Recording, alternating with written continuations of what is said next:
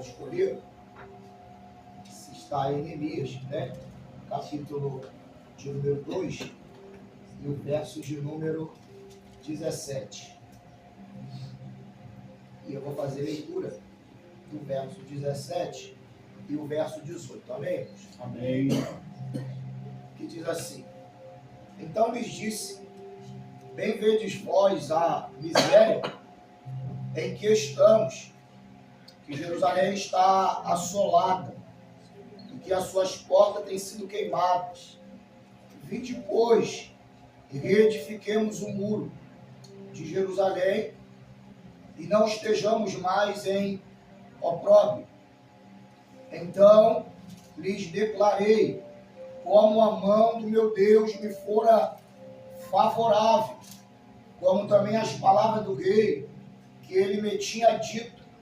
Então disseram: levantemo-nos e edifiquemos, e esforçaram as suas mãos para o bem. Eu só vou repetir aqui o finalzinho do verso 18. E esforçaram as suas mãos para o bem. Os irmãos podeis tomar assento. A gente lê a história desse livro.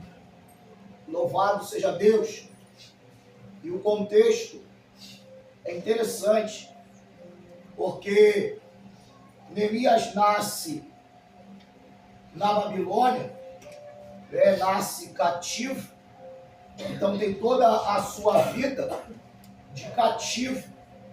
Está para ele, não era um lugar estranho, porque foi nascido ali. Nasceu ali, cresceu ali, se desenvolveu ali, tornou-se copeiro do rei, então tinha uma responsabilidade muito grande, aleluia, diante da pessoa do rei, porque ninguém poderia entrar na presença do rei se por ele não lhe fosse permitido, porque se assim fizer, estava colocando a sua própria vida em risco. Mas Neemias tinha esta liberdade de adentrar a presença do rei, aleluia, não apenas provar o vinho para saber se estava contaminado, para guardar a vida do rei, mas tinha esta liberdade.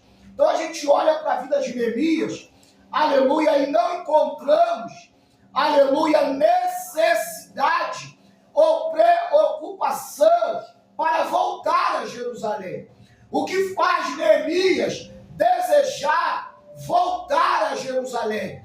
Aleluia, o que faz Neemias se preocupar com o estado de Jerusalém?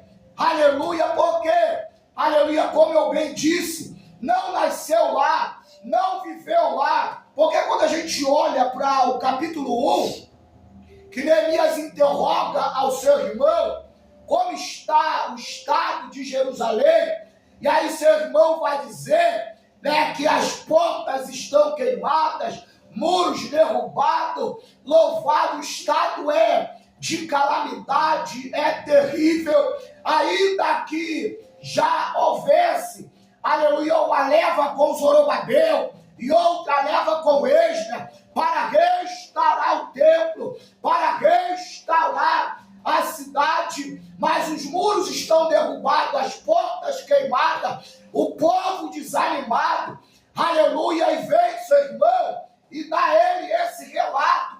Olhando a princípio, parece que Neemias sai com os deportados e olha para trás e quer saber como está, porque quando ele sai, não era aquele cenário. Mas não, irmãos, aleluia, Neemias não tinha saído deportado, Neemias não tinha vivido a época de auge, Neemias não havia entrado naquele antigo templo, Neemias não tinha adorado a Deus naquela cidade. Então, por que Neemias está tão preocupado com aquela cidade? Louvado seja Deus. E ao saber do estado de Jerusalém, Neemias se entristece, Neemias se indigna. Aleluia, o capítulo 1, Se nós pudermos ler, aleluia, vai dizer assim, ó, versículo 2. E veio Anani, um dos meus irmãos, ele e alguns de Judá. Perguntei-lhes pelos judeus que escaparam e que restaram do cativeiro e acerca de Jerusalém. E disseram, os restantes que não foram levados para o cativeiro, lá na província estão em grande miséria e desprezo, e o muro de Jerusalém fendido, e as suas portas queimadas a fogo. E sucedeu que, ouvindo eu essas palavras, assentei-me, chorei e lamentei por alguns dias.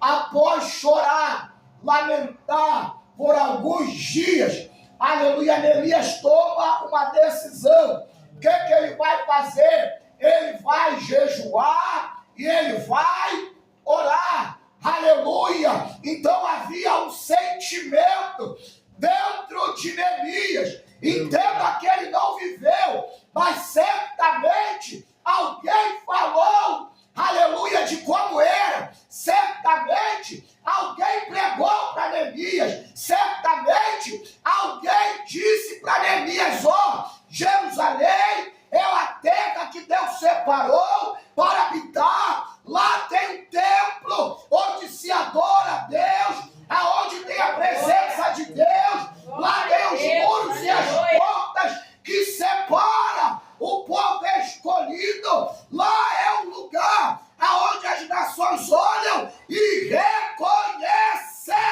que é o Deus verdadeiro. Glória a Deus, aleluia. Então Neemias tem um sentimento, aleluia, de quê? De quem adora a Deus.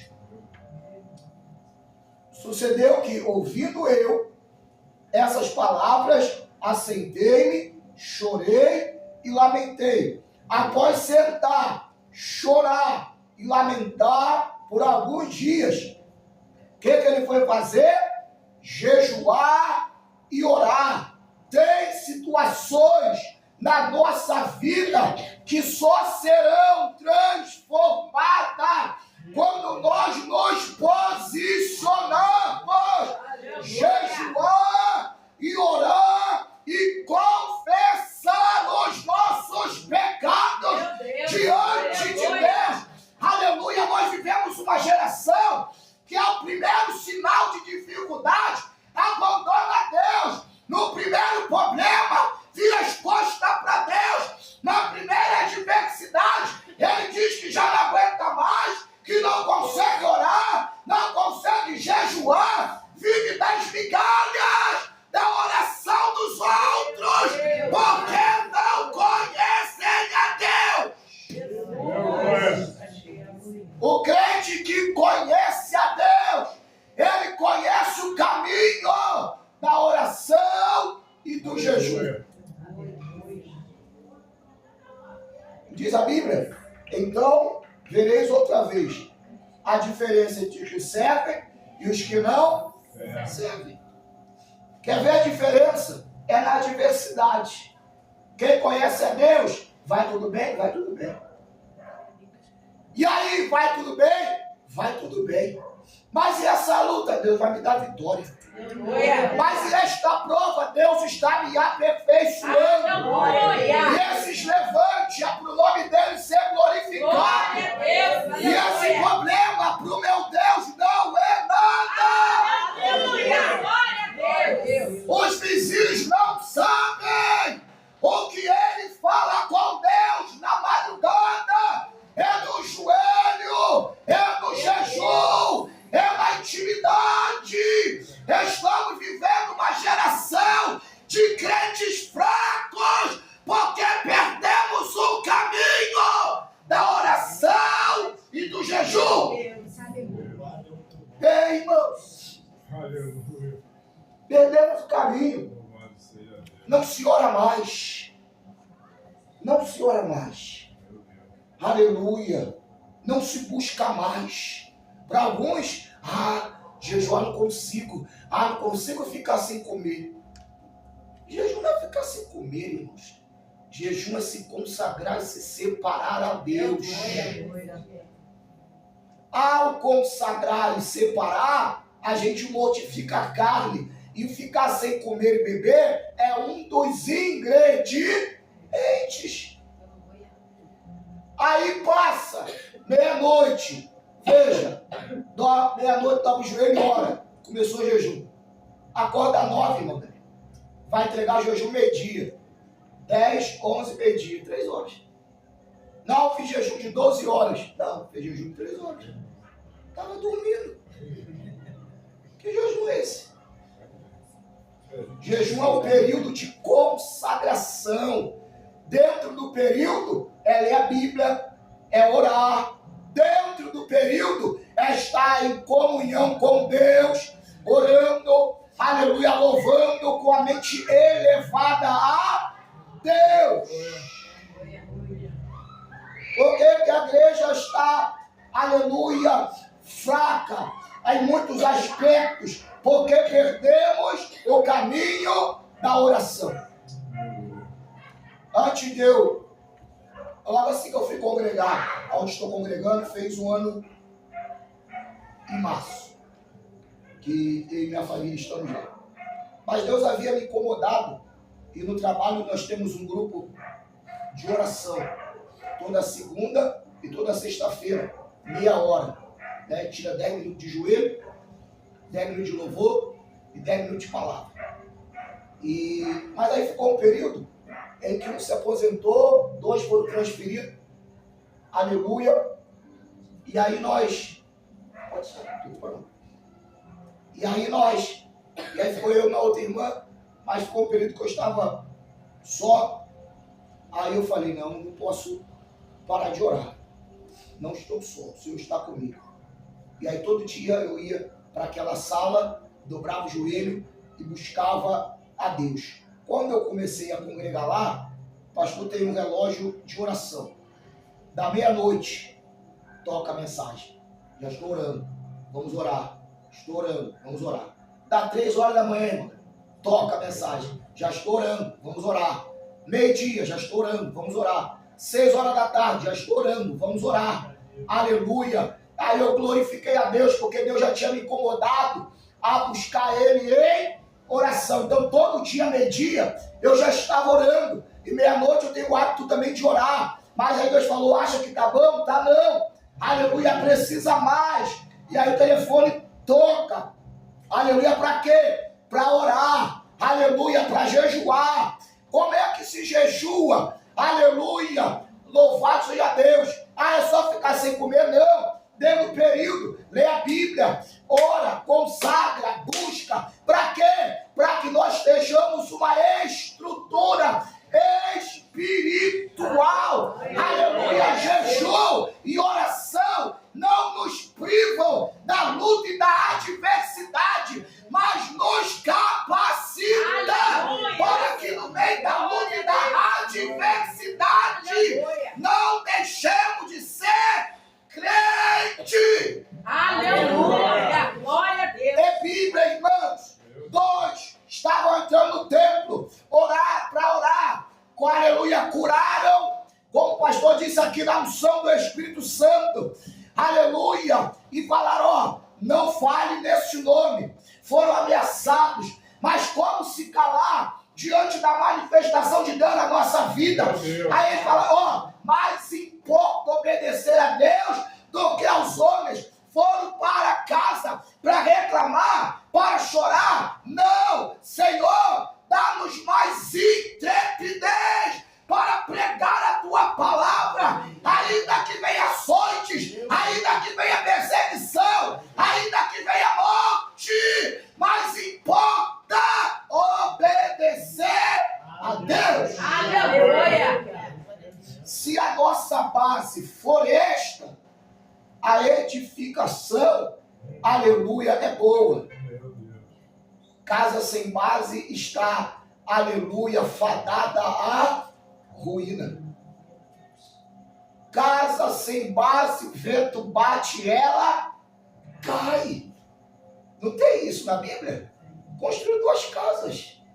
Aleluia, deu-se o vento, sopraram os ventos, veio a chuva, veio a água. Aleluia, que estava sobre a rocha ficou. e a que estava na areia caiu. Aí esses dias eu estava num estudo e a irmã, aleluia, a esclarece. É bom a gente estar, né, sentar para aprender, que a nossa mente é esclarecida. E parece que fala assim, um construiu na rocha. Parece que um construiu ali e o outro construiu na areia. Lá a areia à beira da praia, o outro então foi no morro, na rocha. Não. Os dois construíram no mesmo terreno. Por que que o areia na rocha? Porque um construiu superficial, não quis ter trabalho de cavar. O outro no mesmo terreno foi mais profundo até achar a rocha. E quando achou, ele firmou a sua casa. Aí nós entendemos, estamos no mesmo ambiente, servindo ao mesmo Deus, diante da mesma prova, mas temos reações diferentes. Por quê? Aleluia. É o texto. Assentei-me, chorei e lamentei. Errado? Não. É o sentimento humano de tristeza.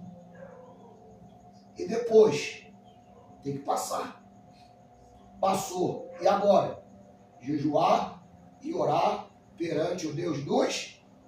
E disse, Senhor, Deus dos céus, Deus grande e terrível, que guardas o conserto e a benignidade para com aqueles que amam e guardam os teus mandamentos. Sabe o que a gente aprende com isso? Para entrar na presença de Deus e ser ouvido, primeiro eu preciso reconhecer quem é Deus. Aleluia! Porque se eu não reconheço quem é Deus, eu entro de qualquer maneira. Mas quando eu reconheço quem Ele é, eu não entro de qualquer maneira. Eu entro engrandecendo, eu entro adorando, eu entro louvando, eu entro me derramando, eu entro pedindo perdão. Aleluia! E esse reconhecimento, ai, irmãos, muda o cenário. Meu Deus. Muda o cenário. Aleluia. Crente que tem intimidade com Deus não entra reclamando, não entra murmurando, não entra questionando, não entra se justificando. Não! Meu Deus. Não. Olha o que ele diz. Senhor, Deus dos céus, Meu Deus. Deus grande e terrível, que guardas o conserto e a benignidade para com aqueles que te amam e guardam os teus mandamentos. Ou seja, eu sei quem tu é e eu sei a ordem que tu deu. Irmãos, como Neemias nos ensina, aleluia, a servir a Deus e entrar na presença de Deus. E aí ele vai servindo. Por que isso? Porque Neemias sabe, mesmo não tendo vivido, o que o povo tinha feito.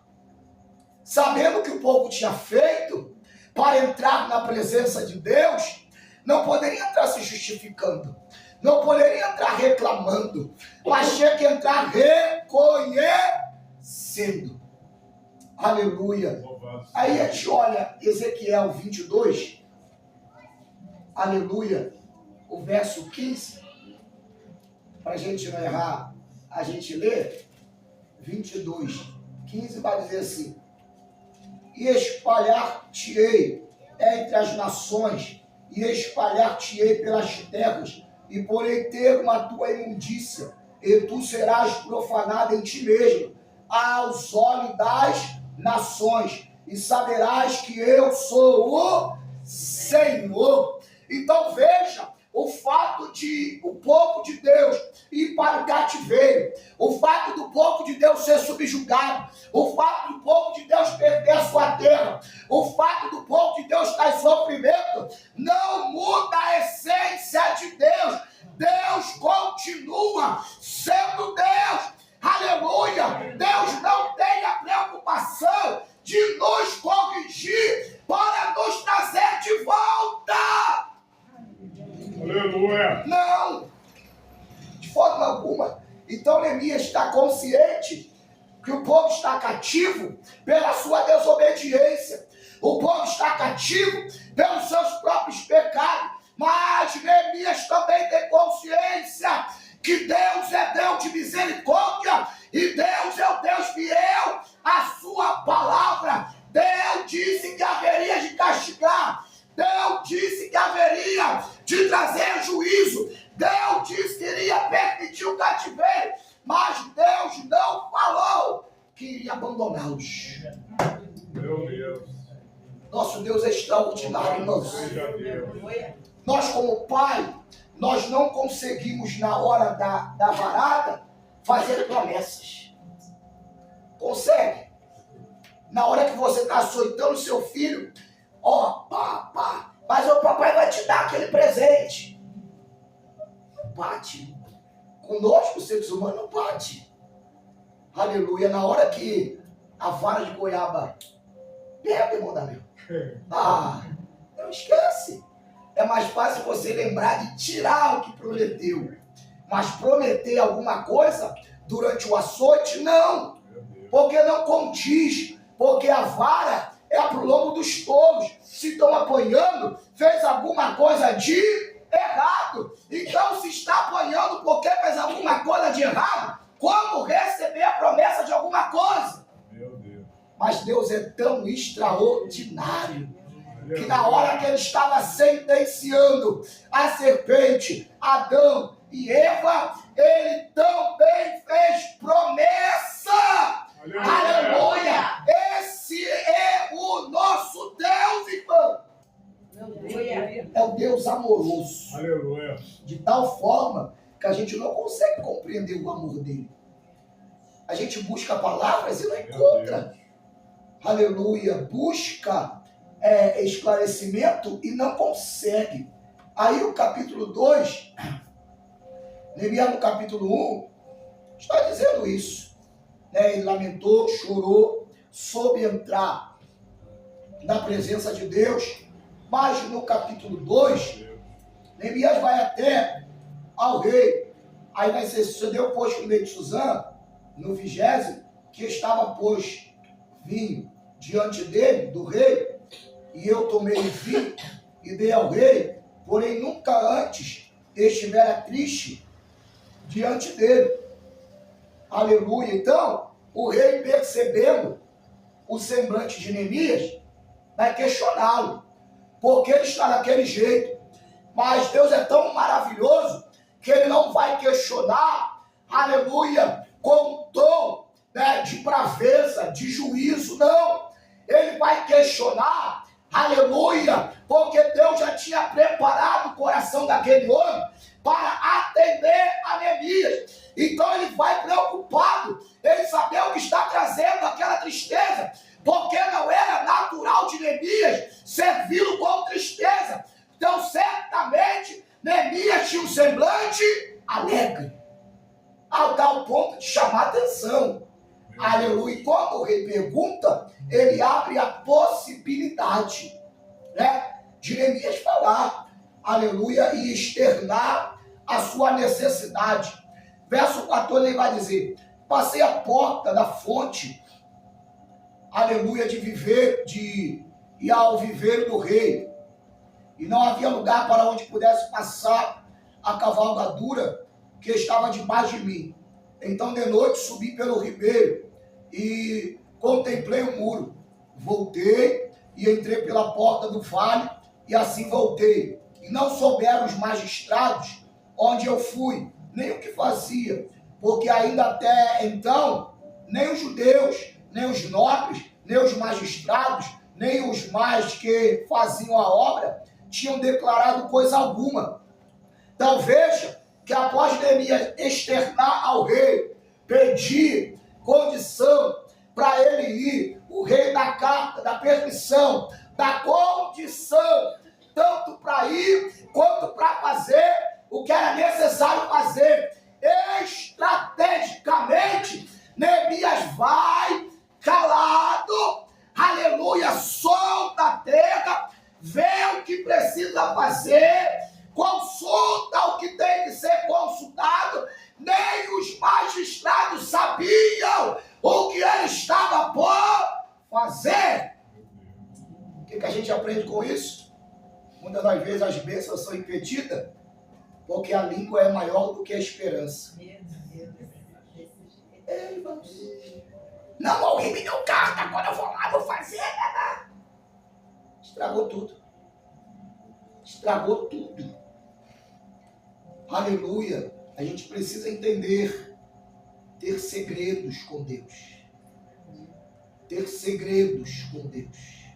Tem coisas que só nós e Deus temos que saber. Tanto para nós recebermos, quanto para nós realizarmos. Porque senão estraga tudo. Se fosse para todo mundo saber, Deus proclamava em alto e bom som. Se ele falou comigo, então é para eu saber.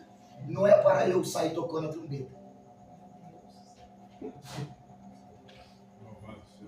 Verso 16, ele diz que e não souberam nem os magistrados, nem aonde ele foi e nem o que ele fazia. Veja, aleluia, não souberam de nada, porque Neemias sabia quem tinha enviado, Neemias sabia qual era o propósito, Neemias sabia quem que estava ali, Neemias sabia que não dependia de homem nenhum, porque Deus já tinha dado estratégia e condição para ele. O negócio era ele e Deus. Por que muita coisa não acontece, muita coisa atrasa, muita coisa demora, enrola? É por isso, porque a gente ainda não conseguiu nos entender que há segredos que não podem ser contados. O verso 17 que os irmãos escolheram vai dizer assim: então lhes disse, bem vede vós a miséria em que estamos, que Jerusalém está assolada e que as portas têm sido queimadas.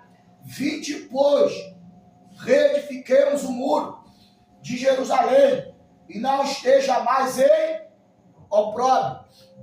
Veja que o povo estava servindo de vergonha para os outros, porque foram 2 levas para restaurar o templo, para restaurar o culto, para que houvesse uma restauração, aleluia, civil e espiritual.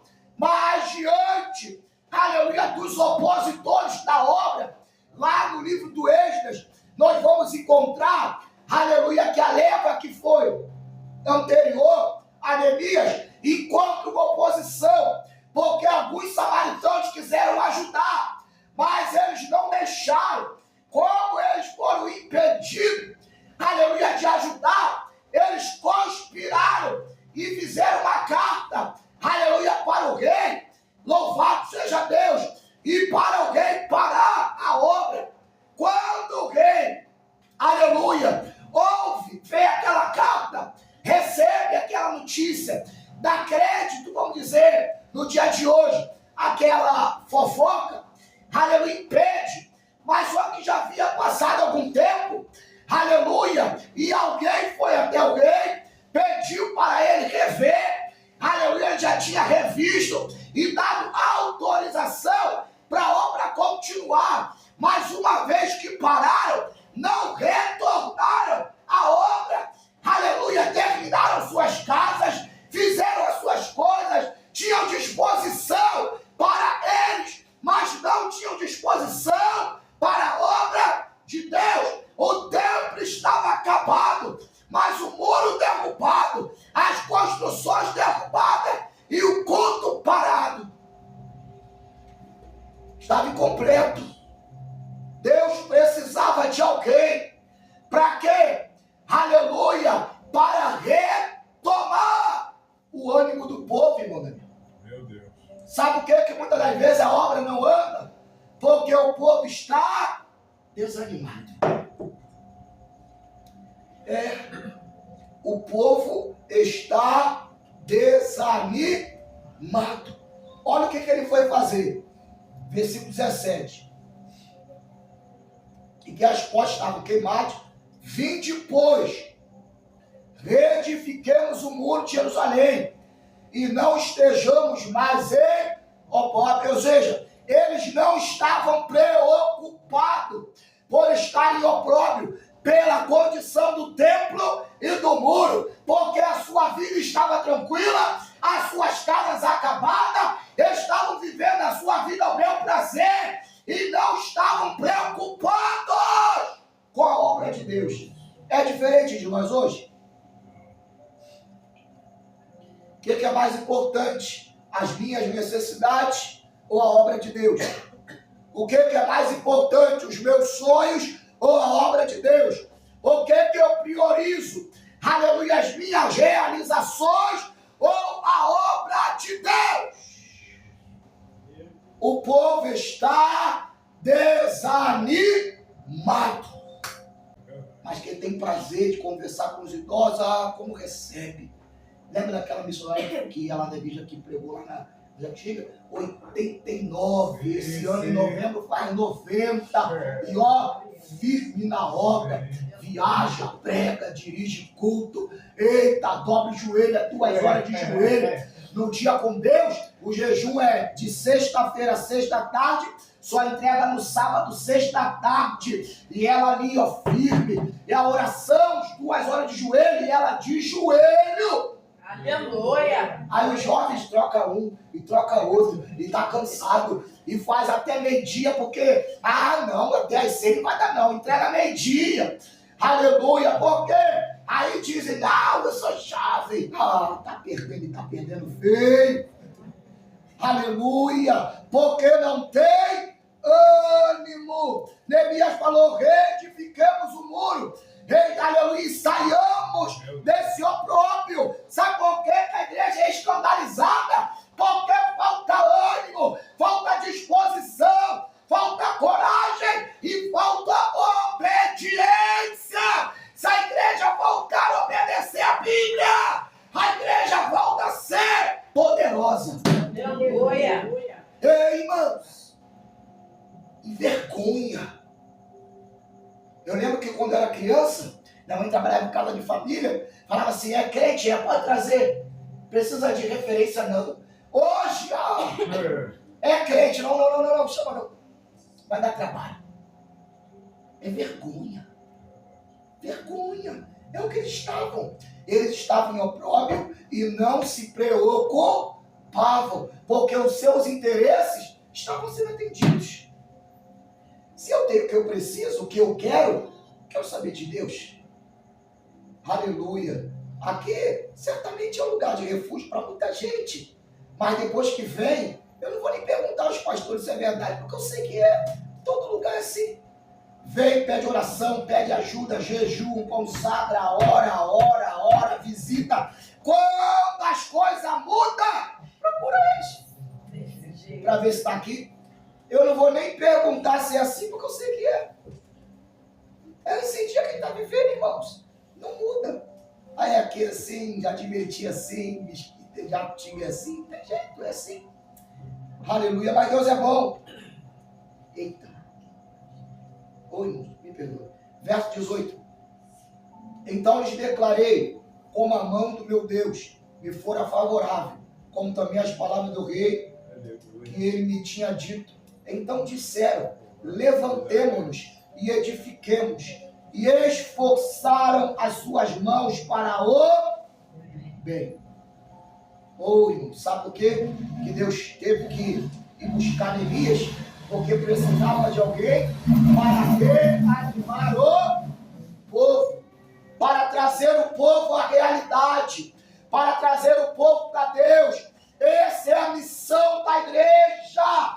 Não importa como você esteja, Deus te chamou para uma grande obra. Aleluia. E Ele conta contigo. É tempo de reedificarmos. Aleluia. Aonde que Neemias reedificou, irmão Daniel? Na base que já tinha. O que a Bíblia diz? Não removais os marcos antigos. Sabe qual é o grande problema? É que nós queremos inovar, mudar. Não, nós precisamos estar atualizados.